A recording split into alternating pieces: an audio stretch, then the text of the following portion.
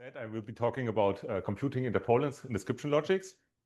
And I will start with a small introduction. So essentially, there are two use cases of interpolation in description logics.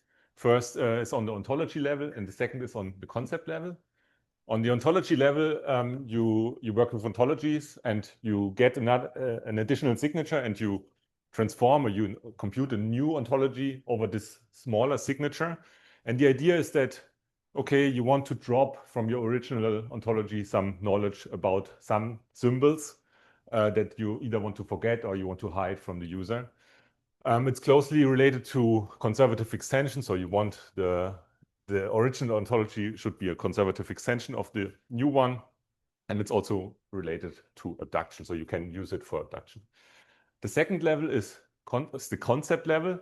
There you have given somehow an entailment or a subsumption and a signature. And what you're looking for is a concept that explains this subsumption. So it sits in between the C and D, and it should talk about this signature sigma. And the idea is, yes, so in this restricted signature, you have less possibilities. So you get maybe an explanation for this subsumption to hold. And a special case appears when you have the C and the D, if they are the same concept, then okay, then the concept that is in between has to be equivalent. And if it's over a smaller signature, then it could be an explicit definition of your concept that you are interested in. And this is really important for constructing knowledge bases. And the last application is, it's also relevant for learning from data examples. I will go into a little bit more detail here. It doesn't seem so, but yeah, there's some connection here. I should say the work that the things that I present here are mainly joint work with Jendrik, Frank, and also Balda. There are some more people involved, but these are the main collaborators here. Okay, so what is the general setup? As I said, we have given some entailment. So we have an ontology, and we have two concepts, C entails D under the ontology. And we assume that they are formulated in some description logic. I don't care so much now which description logic this is now. And we have a signature, so a set of concept and role names. And an ALC sigma interpolant of C and D is an ALC sigma concept that sits in between. So this means C entails E and E entails D under this ontology. Okay. Let's have a small example, a classic example. Yeah, we have two concepts, C and D. The first one says that there's a tall child and all children are doctors. And the second one says that there's a child that is doctor or that is doctor or rich. And the signature that you're interested in is child and doctor. And you may see that, okay, in this concept C, there's the concept name tall that doesn't appear in D. And in D, there's the concept name rich that doesn't appear in C. And you may wonder whether these additional concept names are important for the subsumption that is true here. Yeah, so C entails D, obviously. And you may wonder whether tall and rich are at all relevant. And you can easily see that this concept E here, that is over this restricted signature, is a consequence of C, yeah, because exists child and all children are doctors. And it entails D because, okay, yeah, it entails D. Okay, so this is an example of an ALC sigma interpolant. And what I want to do in this talk, or what I want to speak about in this talk, is I want to present some methods and limitations of these methods to decide the existence of these interpolants, and if they exist, also compute them. Okay? And now the idea is that I haven't specified this outer description logic L, and the idea is that I will go through a small landscape. So the green is ALC, so green is easy, green light, yeah. Then yellow, it becomes a little bit more difficult. So if we extend ALC with number restrictions or role hierarchies, then everything becomes a little bit more difficult. And then we have the end boss sort of, yeah, this is ALC with nominals. This is red, yeah, this is at least what was difficult for us. A little bit of terminology. So if the outer language is also ALC, then the inner language and the outer language are the same, then this is what you would call classically interpolation. If the outside language is more expressive than the separating or the interpolating language, then this is kind of, many people would call this separation then in formal languages, and you would call it separation. But I will stick to the terminology of interpolation. Okay. Let's have two more examples and a little bit more motivation. So here we have an ALCQ concept. Yeah, it says that, okay, you can see this. I have exactly one R successor, and this entails obviously that either all R successors are B or all R successors are not B. And the shared signature somehow is only the R, so you may wonder whether you can find an ALC R explanation or interpolant. Yeah, we want to answer this question. And similar with nominals, yeah, we have a nominal A, and the first concept says that I have a self loop to this A again, yeah, and the second says that, okay, if you have this self loop, then if I satisfy B, then I have an R successor that satisfies B, obviously, yeah. So this entailment holds again. So the question is whether there is an interpolant also in this case. We will answer this question. You will probably have an idea that there's probably not such an interpolant. Okay. I want to motivate a little bit more why we look at these nominals. Yeah, this is not such a prominent feature maybe in description logics, but it's closely connected to concept learning. So let me recall a particular setup of concept learning. So we have knowledge bases consisting of ontology and A box, yeah, O1, A1, and O2, A2, and two individuals from these knowledge bases, A1 and A2. And the task is that we want to find a concept that separates these two individuals over the different knowledge bases in the sense of a classifier, yeah. That A1 is an instance of this concept in the first knowledge base, and A2 is an instance of the negation of this concept in the second knowledge base. This is called sometimes a strong separation. There are other formulations of concept learning, but that is a typical one as well. And then it's known that with nominals, if you have nominals and additionally the universal role, you can embed or you can express knowledge bases in your concept language. Yeah? And so we can express these knowledge bases as ALC OU concepts at this individual AI, so at this like at two individuals. And then it's not so difficult to show that the C is a solution to our concept learning problem, that every ALC sigma concept is a solution to the concept learning problem, if and only if it's an interpolant of these two constructed formulas. Yeah. So when we can decide whether there is an interpolant on this side, or we can compute it even, then we find a solution to the concept learning problem. Okay. And this, of course, this reduction is only possible if you have nominals. And the universal role, I mean, yeah, I don't, you can assume it's there or not. I mean, it doesn't matter for the problem.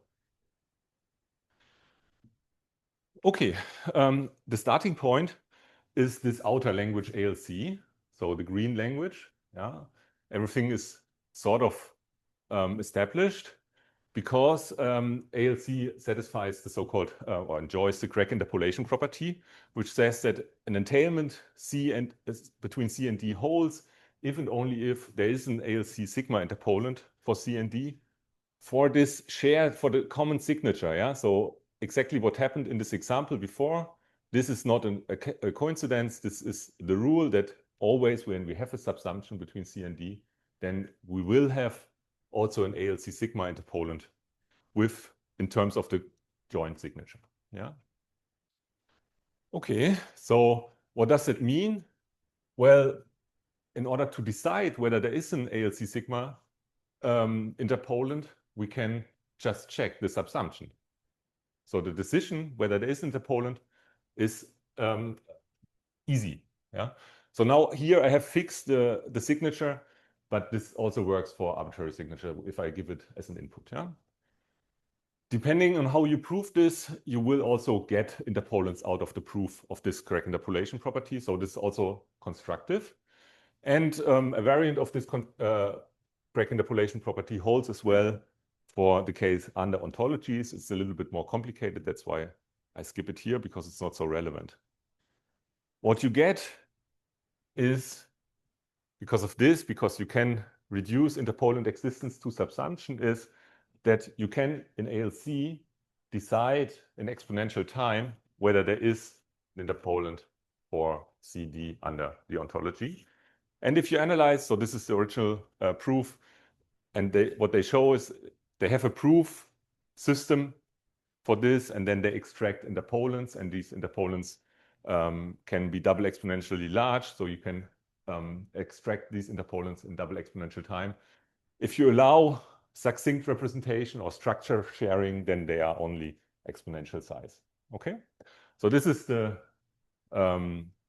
starting point for ALC. I don't want to go into the proof details of this thing. We will see a proof of this later with other like slightly different techniques that extend to other setups. Yeah. So what is the roadmap now?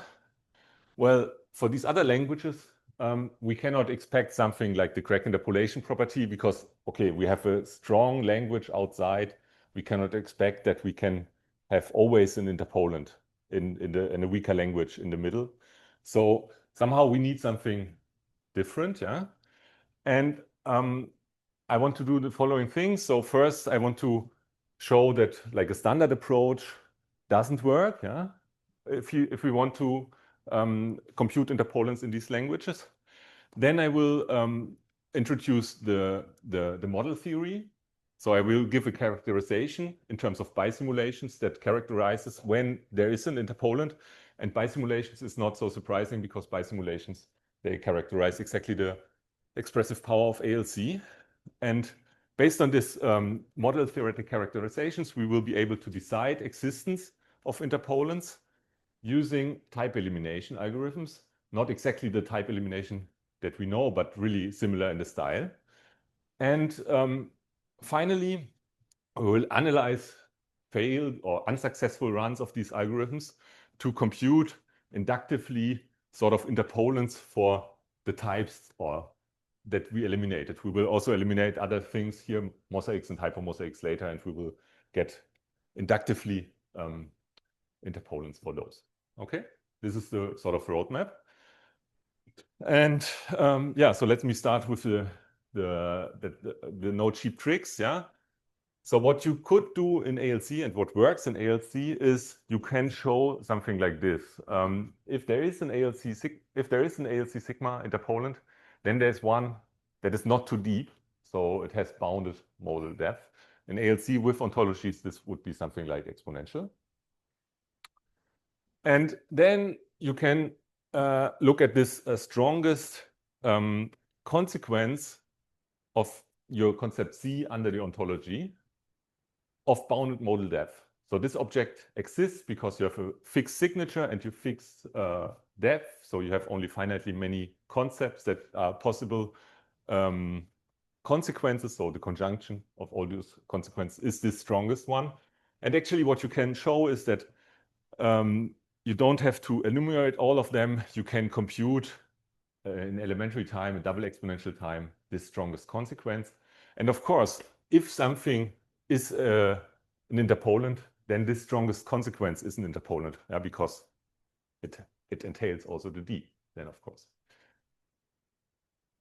Okay, and this is kind of elegant, and okay, it works.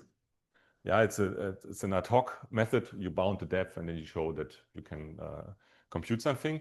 And this works sometimes. For example, if you extend ALC with fixed points, if you go to the mu calculus, then this gives you optimal interpolants for this setup. Okay, so it's a valid approach, but it doesn't work for our languages that we are interested in. So, and this is because in these languages there's no elementary bound on this size of the strongest sigma consequence. We will see, or it follows from our techniques, that there is also a bound on the depth of an interpolant if it exists.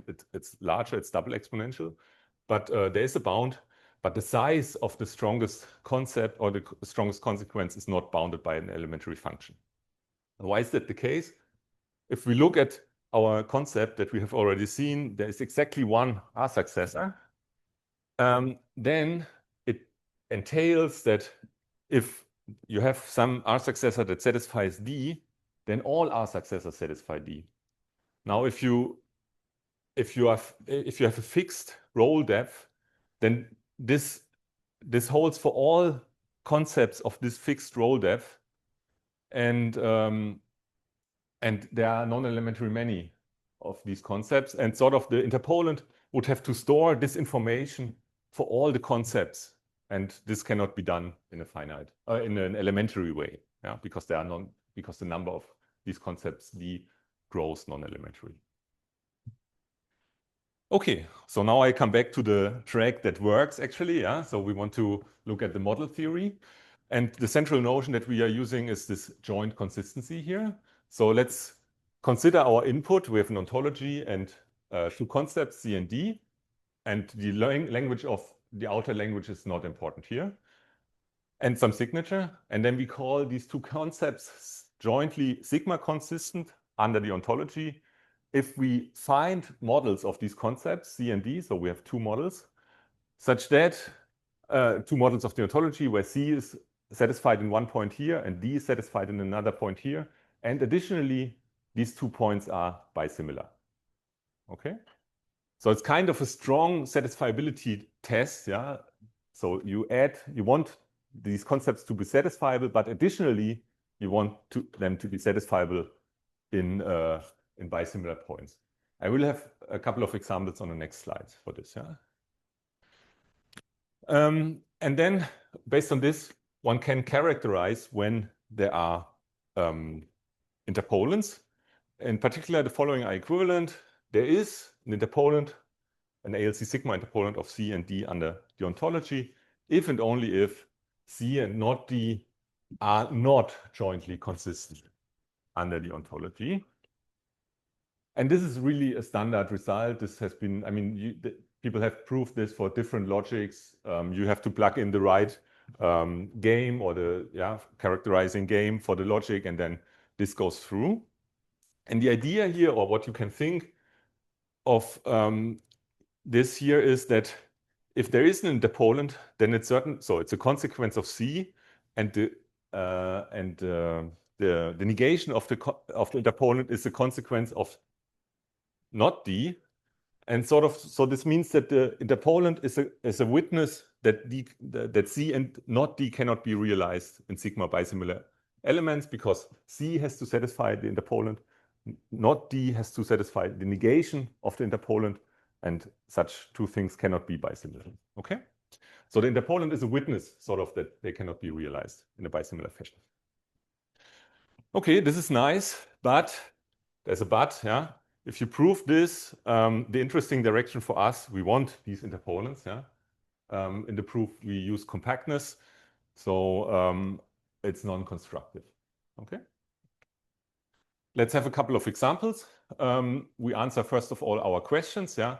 We have this C and D from the beginning, and we want to know whether there's an interpolant, so we have to check whether C and not D are jointly consistent.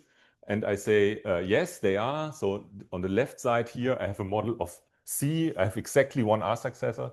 And on the right side, I have a model of the negation of D. I have both a B and a not B successor.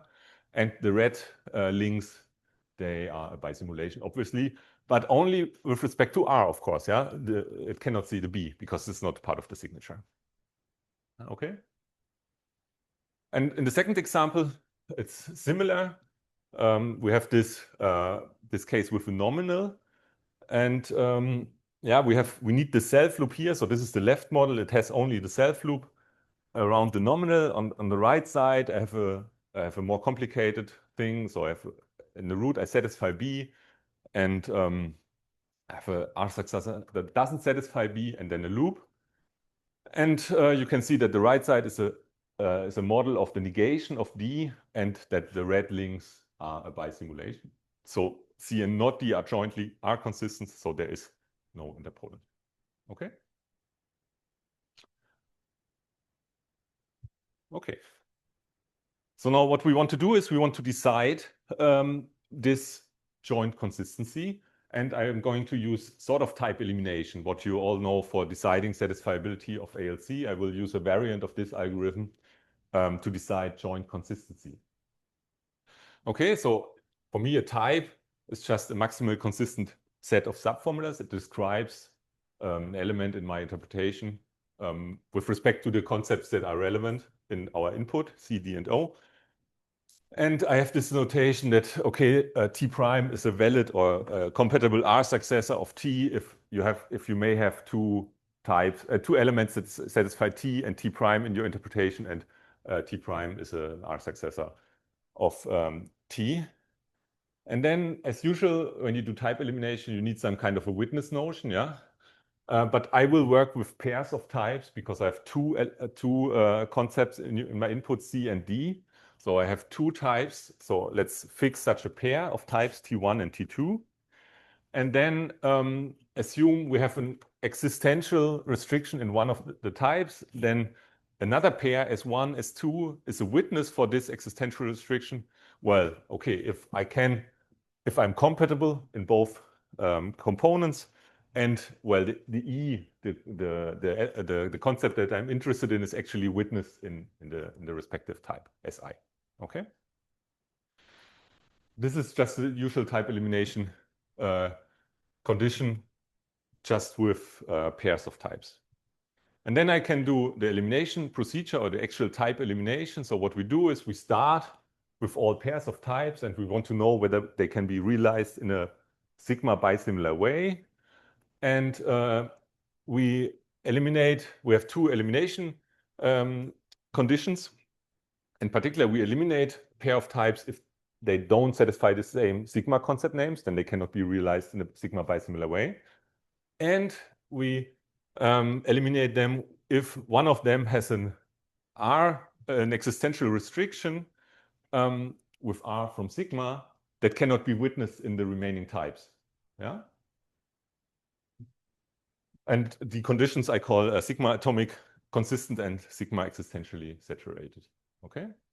And then it's not difficult to show that actually this is it. Yeah. So we can decide joint consistency, namely C and D are not jointly consistent under the ontology if all pairs that contain C and D are eliminated by this condition. Okay, let's have a small example here again. Yeah, so we look at our child and doctor example, and I recall here the model theoretic characterization. Yeah, so to decide whether we have an interpolant, we have to consider the negation of D. And well, we know that there is an interpolant, so the model theoretic characterization tells us that we will be able to eliminate, that they are not joint consistent, so we will eliminate them, yeah? Okay, so as I said, we are interested in this pair of C and not D. So I don't write the full types here, I just write the things that are really relevant. So I'm interested in C on the one side and not D at the other side. So this is exactly this pair of concepts here. And you see that on the side of C, we have an existential restriction, so we need a witness. And what is the only witness? Well, the witness has to satisfy tall and doctor on the left side, and it has to be consistent with this, so it has to satisfy the negation of doctor and the negation of rich on the right side. This is the only possible witness, okay? Okay, but this witness, you can see that it is not sigma consistent because here we have doctor, on the other side we have the negation of doctor, so this pair is eliminated. But then this pair doesn't have a witness anymore, so this pair is also eliminated. So and this shows that C and not D are not jointly consistent, and our model theoretic characterization tells us that there is an interpolant. We don't see it yet, but there is one, okay? Now, how do we compute interpolants? This is, again, I recall the elimination criteria, and I said we will do this inductively based on the elimination procedure. So whenever something is eliminated, we will define an interpolant. And what does it look like? Well, we have an interpolant I, T1, T2 for every eliminated pair T1, T2. And the interpolant has to be a consequence of T1, and the negation of the interpolant has to be a consequence of T2. And this is sort of a witness that T1 and T2 cannot be realized in a bisimilar way. Yeah? And how do you do this? Well, if a pair of types is eliminated due to the atomic condition, yeah, then, well, okay, then there's a witness in concept name A, and then the interpolant is just A. And if it's due to existential saturation, then you don't have a witness for some existential restriction in one of the types. I use T1 here. Then you look at all the possible witnesses.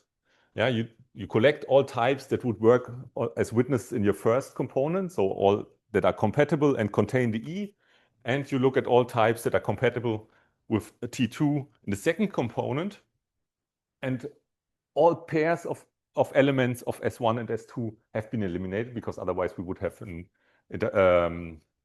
a witness. And then what you do is you construct interpolant in this way. You take, you write exists R, because this is the role that you're talking about, and then you make a big disjunction over all types in S1 and a big conjunction over all types in S2, and then you write your interpolants that you have already constructed. It's not difficult to see or to show that this is actually satisfies this condition that we wanted, yeah? But I don't want to go into details.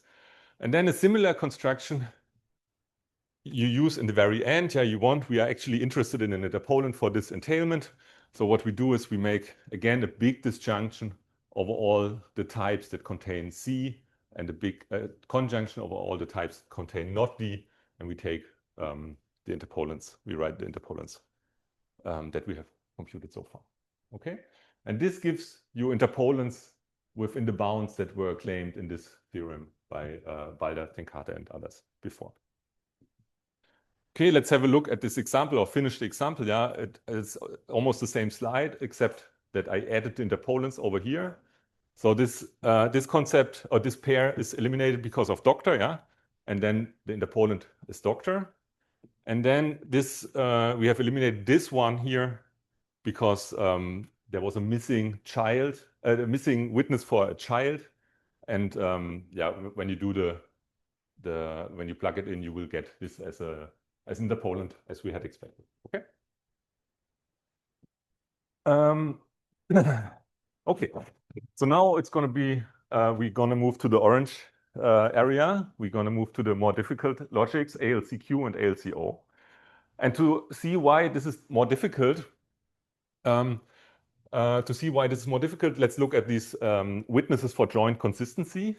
And you can see that, okay, this element is bisimilar to these two, and this element is bisimilar to these two. Okay? Bisimulation is an equivalence relation, so these two elements are bisimilar, and these two elements are bisimilar.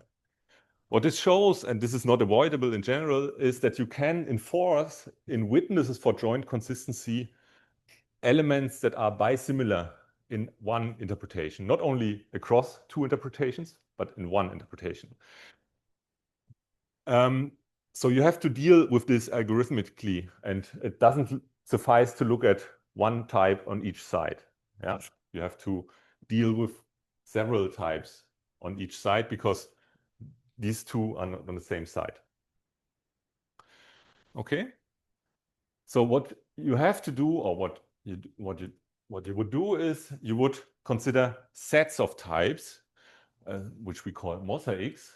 And a mosaic, or a set of types, is a description of elements, of a set of elements that you want to realize in a bisimilar way. Not only two, but it can be exponentially many. Yeah? And you want to realize all of them in a bisimilar way. Okay? And then, okay, I have this compatibility. So T is compatible, has compatible R successors with S if every type in T has a compatible R successor in S. And the witness for some type in T is another mosaic S that is compatible as a whole with the T, with the mosaic T, and it has a type inside that works as a witness for this existential restriction that you're interested in. Yeah, so you want still to witness existential restriction in the mosaic.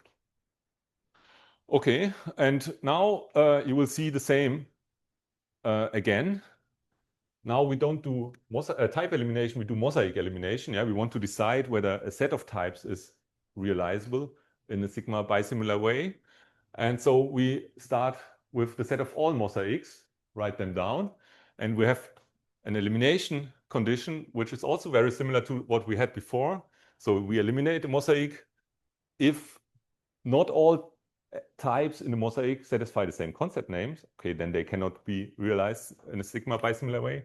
Or there is some existential restriction in some type in the mosaic T, which doesn't have a witness. So there is no witnessing other mosaic. We have eliminated all the mosaics already. So now this is, you don't see any ALCQ or ALCH here. In fact, this is the elimination condition for ALCO. For ALCH and ALCQ, elimination condition would be more difficult, a little bit more involved, but it has the same spirit. Yeah? For ALCQ, for example, you need to count. You have to solve some equations. Yeah? Okay, and I don't want to give the details, but what you can show is that if you have the right elimination conditions in place, that this characterizes joint consistency. Yeah? C and D are not joint consistent if and only if you have eliminated all mosaics that contain types that contain C and types that contain D. Okay? And okay, now you can analyze, so you have double exponentially many mosaics, and so you will terminate after double exponential time, so you can decide interpolant existence and joint consistency in double exponential time. Okay, before I go to the construction, let me talk a little bit about ALCO now. Yeah, I have a more complicated example. It's a little bit. I hope it's possible. Yeah. So we have two concepts, C and D. C says I have an R chain, two exists R with CA, and exists S with CA. And in CA, we have this nominal A, and we have a disjunction of X and Y. Okay? And the D is just after two R steps, after any two R steps, I have not X, and after any two S steps, I have not Y. And the signature is the entire signature, except I want to forget about the nominal. Yeah? This is not there in the signature, in the common signature. And so you read this from left to right. So I want to know whether those two guys are joint consistent. So I consider the mosaic that has a type where this is true and a type where this is true. This is C and this is D. Then we have two existentials, one with exists R and one with exists S. We need two witnesses. So this would be the witness for the exists R, yeah, because we need exists RCA from this type. And we need for all R not X from this type here, and dually for the S down there. And then, okay, you play the same game. Yeah, we have an existential here. So we need a witness. So this would be a mosaic that satisfies CA here. And we have a universal restriction. So we have not X here. Yeah, and the same game down there. So we need a witness CA and not Y. Okay, so far so good. But now you observe that, okay, the CA is actually a concept that involves the nominal. So actually, we have only one nominal. So these two guys are the same. And this means, okay, it's not, those two guys are not the right mosaics in this case, because actually they have to be merged. Yeah? So, and this gives rise to this last guy that is the actual one that will be needed. And you will see that this is not consistent, yeah, because here we have not X, we have not Y, and here we have X or Y, so one of them has to be true, so this is not consistent. And we will be able to, so first of all, you will eliminate this, and then you will eliminate this, and then you will eliminate this, so there is an interpolant in this case, okay? How this is realized in practice is that you don't merge these mosaics with the nominals. We have different starting conditions. Yeah, we start the elimination in different sets. So we fix before, or we guess beforehand the mosaic of the nominals, and I call them slices here. And and then we run elimination in every slice, and then we have that C and D are not joint consistent if all mosaics that contain both C and D somewhere are eliminated in all the slices. So you do this elimination in parallel exponentially often, but it doesn't matter. Yeah? So this also gives you double exponential time. We'll come back to this example. But let me first talk about how to compute interpolants for mosaics. Yeah. So recall that for the type elimination procedure, we eliminated pairs of types, and we constructed these interpolants IT1, which is a consequence IT1 T2, which is a consequence of T1, and the negation of the interpolant is a consequence of T2.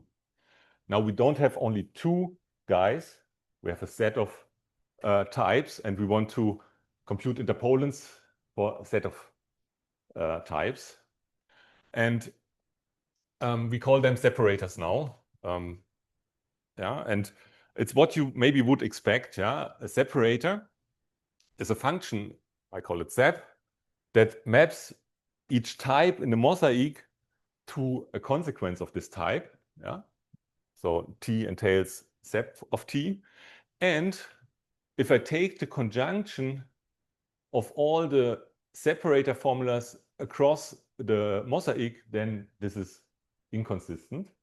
And this means that they cannot be realized in bisimilar elements altogether, yeah, because of the bisimulation. Okay? And this means that such a separator would be a witness that that this mosaic cannot be realized in a bisimilar way. Okay?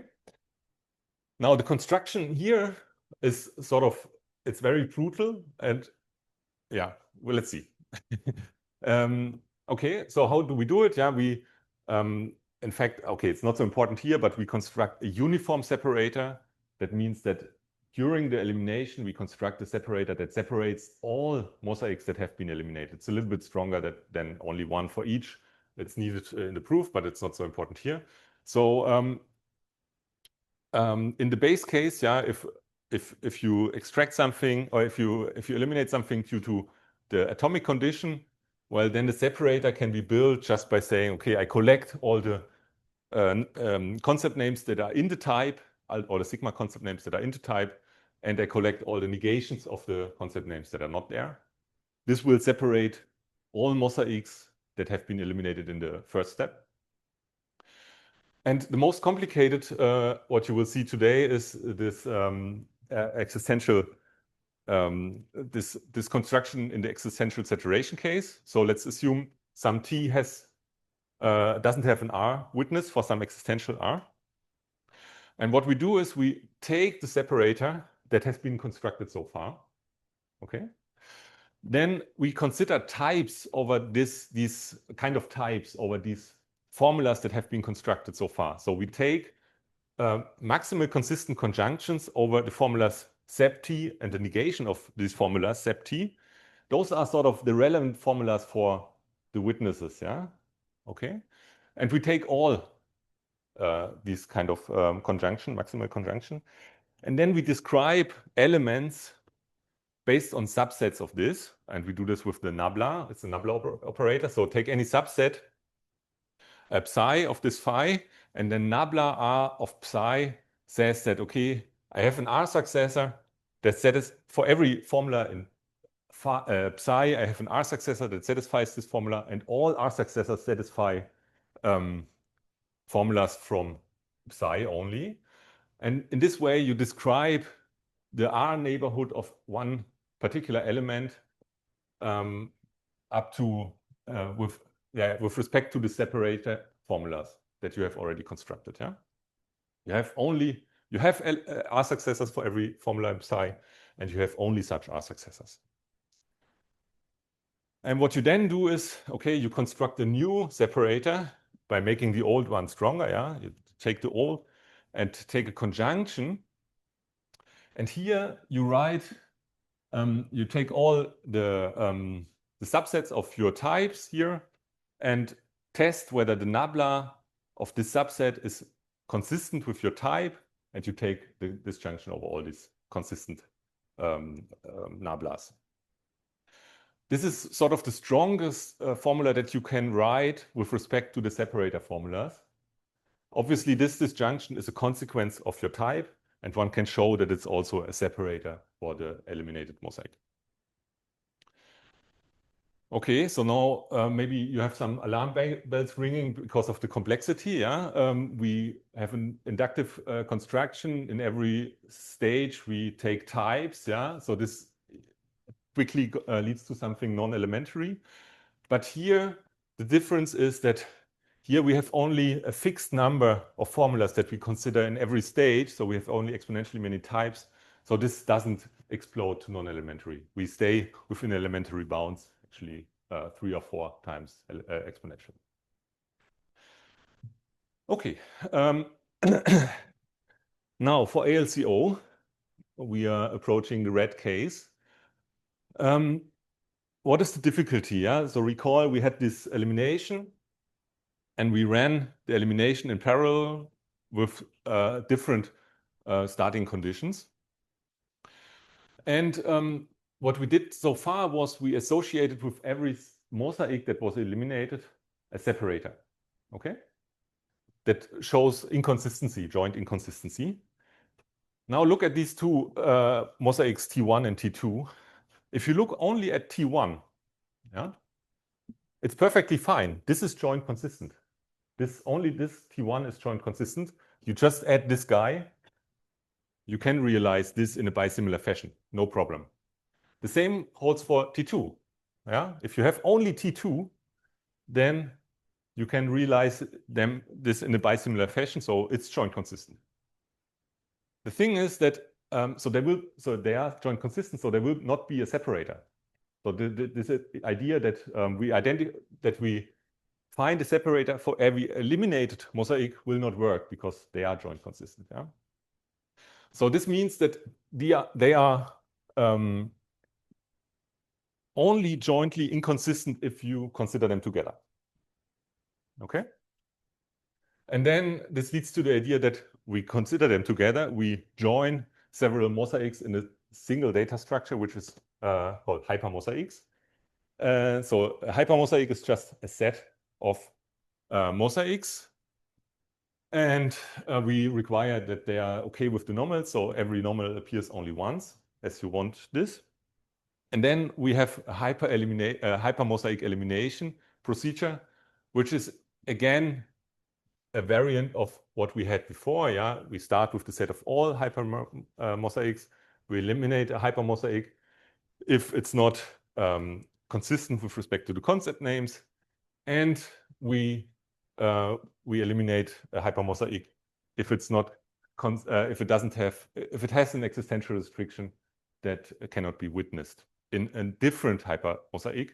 And here we require the witness to also extend the original mosaic, because somehow this extension reflects that you have to, by witnessing an existential restriction, you may have to realize more guys in a bisimilar fashion. So we have to add this.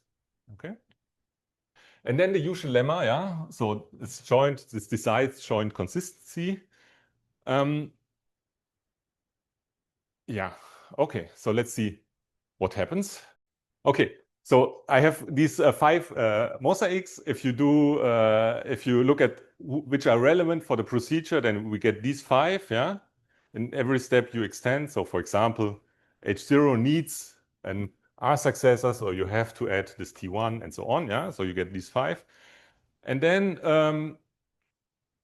in the end, as I said before, yeah, so this H5, it contains the T5, so it's going to be eliminated because it's not atomically consistent. And then you eliminate one after the other. For lack of witnesses, you eliminate the other hypermosaics. Okay. Yeah, so now how do we construct separators? Well, we have to use the same like brutal approach that we had before for the ALCQ, but we have to combine a new idea. In the atomic case, it's not a problem, yeah. Here we have a very easy separator, X or Y, and not X, not Y. This is a separator for this very last guy. In the other cases, we have to add some what we call case distinction. And we make cases which formulas are satisfied by the nominal. Here we have only one nominal. And then we have a case distinction that says, okay, if nominal A satisfies X, then this is the separator. And if nominal A satisfies Y, then this will be a separator. And the art somehow is here that also this case distinction will have to be adapted in an inductive fashion. And yeah, so this is the difficult part here. Okay, yeah, what comes out of this? Well, these interpolants can be computed in quadruply exponential time. So this is nice, elementary. We have something elementary, yeah. And we have also some lower bound. It's not optimal. I guess it's better, but I don't know, yeah. We have also some lower bounds that show that it's different to ALC. So doubly exponential deck size and triple exponential formula size. And we have also a procedure that shows if we are interested in first order interpolants, then we can compute them in exponential time. So if we extend the expressive power of the interpolating language, then we are back in exponential time. Okay, so let me conclude. So this is the table. I have roughly talked about a couple of languages here. And here we have this size of the interpolants and whether it's optimal. Okay, and yeah, in the future, yeah, there are some gaps with respect to optimality. There's something surprising. If you want to inverses, it's going to be really difficult. Usually, inverses is easy, yeah, in most of the things that, or often is easy in most of the things that we do. We are also looking at the Garden two-variable fragment because there's also not clear how to compute interpolants. And of course, I mean, these algorithms are very brutal. I compute all hypermosaics as triple or quadruple exponential already, the algorithms. So it would be good to have some kind of Tableau algorithms that only realize what you need, yeah? So that go somehow more from the practical side, let's say. Okay, sorry, yeah, I took 5 minutes too much. Thanks.